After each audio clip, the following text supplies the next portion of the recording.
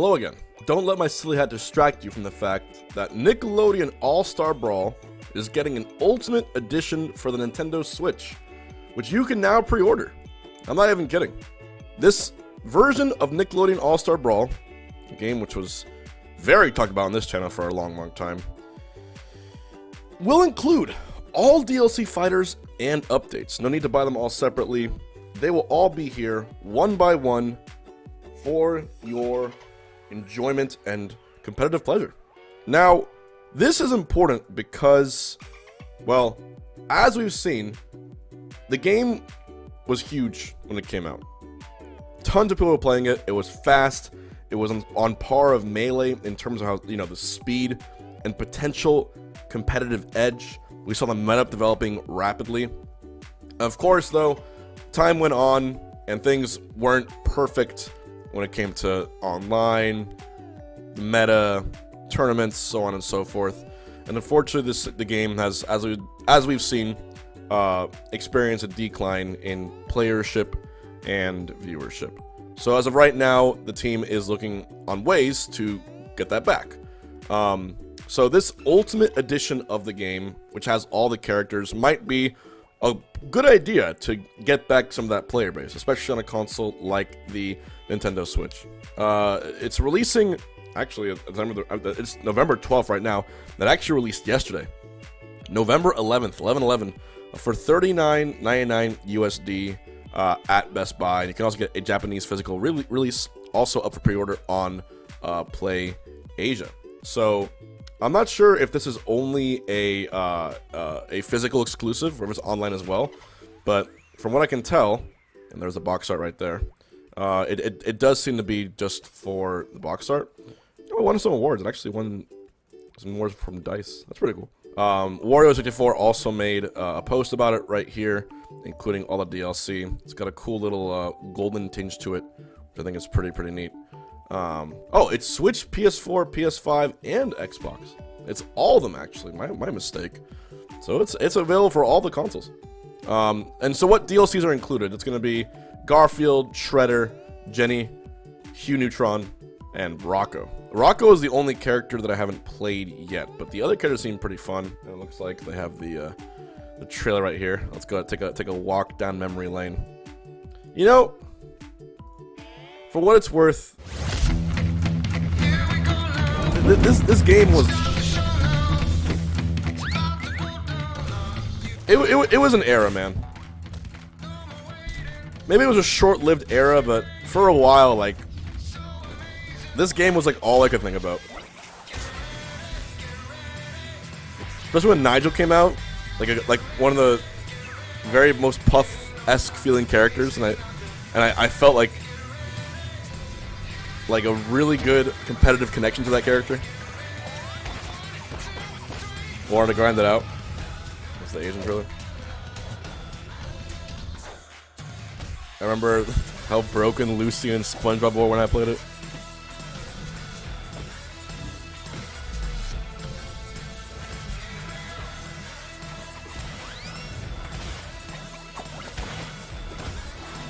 And I had rollback,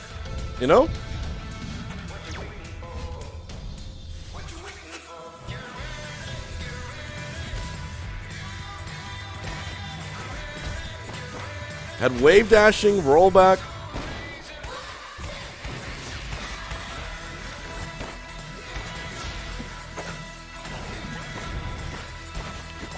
It was made from the people who made Slap City. It's a fun game. Like I really do mean that. It is a fun game. And I played it recently on stream. I want to say like maybe a month ago, maybe at most 2 months ago, after a big debacle that I had on Twitter about it. And I wanted to remark on that for a second, because anytime, someone's going to see me making a video about Nickelodeon All-Stars, they're going to point fingers, they're going to say, it was you who did this, it was you who made us all think that this game was going to be, the Smash Bros. Killer, as the phrase that I said it so many times. It's actually a phrase that I said so often that now it's become memed and glorified into immortality, unfortunately. But the thing with this game is that for a while, I really did believe that. I really did play this game, and I thought to myself, I have never seen anything that came close to Melee until this. And I really enjoyed it. And we held a Coinbox tournament for it with 30,000 viewers, and we had another one with a lot of viewers. And then some things happen that in meta and in these new games that come out, it happens. You know, the meta gets hurt by an infinite, or maybe there's bugs or things with online play. And then in a society, I'll say society now, when we have a player base that's so ready for the next thing, and a generation that is so, wanting that sort of like instant gratification that you see so often, when a game doesn't have like that absolute new fluff to it, new flair, new tournaments, new something, people are gonna get jaded by it. And I don't want to say it too quickly, but Multiverses, which is the, big game that's out now,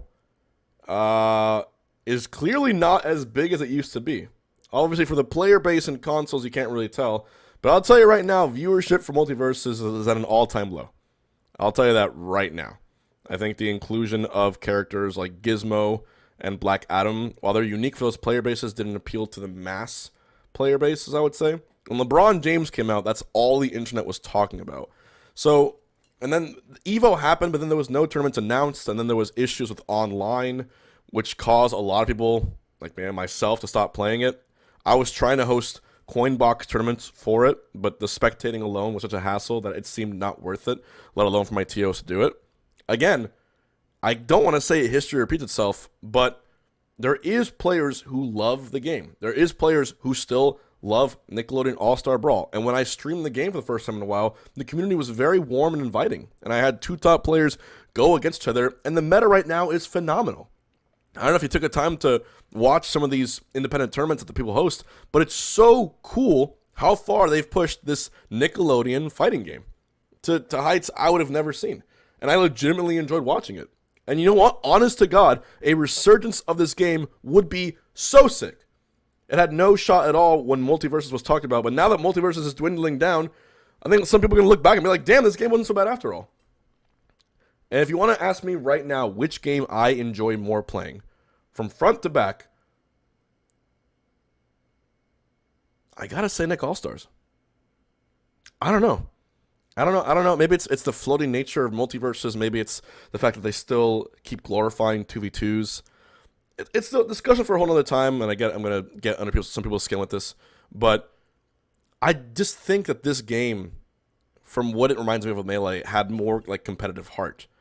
Multiverse has a lot of good things going for it too, and it's unfortunate that I feel like Nick All-Stars is going to just continue to probably get overshadowed at this point, unless they do like a Nick All-Stars 2 with everything revamped, cleaner, perfected. But it's a lot of work. It's a lot of work for a team to do that, especially when you compare it to something with Multiverses, which has a Warner Bros. Budget. You know what I mean? So, yeah.